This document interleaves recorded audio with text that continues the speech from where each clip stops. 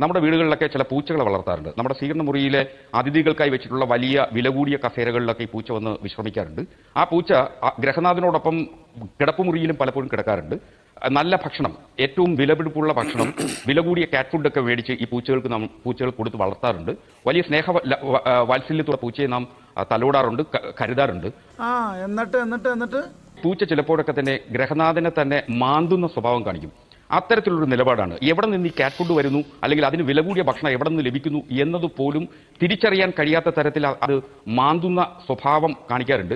അത്തരത്തിൽ ചില സ്വഭാവങ്ങളാണ് ഇപ്പോൾ CPI കാണിച്ചത് എന്നൊരു തോന്നലാണുള്ളത്. ഞാൻ അതിച്ചിരി കൂടുതലല്ലേ അതായത് CPM കൊടുക്കുന്ന വില കൂടിയ ബിസ്ക്കറ്റ് കഴിച്ച് ഒരു വശത്ത് മിണ്ടാതിരുന്നോളണം CPI എന്നാണോ താങ്കൾ പറയുന്നത്? ഏതു തരത്തിലുള്ള നയവ്യതിയാനങ്ങൾ ഉണ്ടായാലും മിണ്ടാതെ കിട്ടുന്ന ബിസ്ക്കറ്റും കഴിച്ച് ഒരു മൂലക്കിരുന്നോളണം. അത് വഴിയേ അറിഞ്ഞോളൂ. എന്റെ ജോസ് പ്രകാശേ, താങ്കൾ ഒരു കാര്യം മനസ്സിലാക്കുക.